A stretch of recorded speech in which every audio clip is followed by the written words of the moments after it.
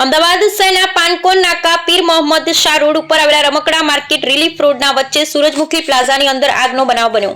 Fire બ્રિગેડના જવાનોએ ખબર મળતા જ તાત્કાલિક આગ કાબૂમાં લીધી। આ ઘટનામાં સૂરજમુખી પ્લાઝા આગ લાગવાથી જર્જરિત થઈ ગયું।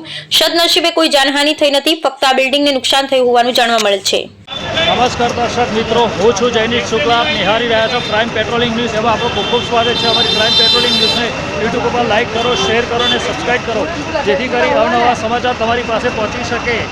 અત્યારે હાલ પાનકોન નાકા પીર મોહમ્મદ શાહ રોડ, જે ઘીઘાટા રોડ ઉપર આવેલું છે, રમકડા માર્કેટ કહેવાય છે, ત્યાં અત્યારે આગ લાગેલી છે।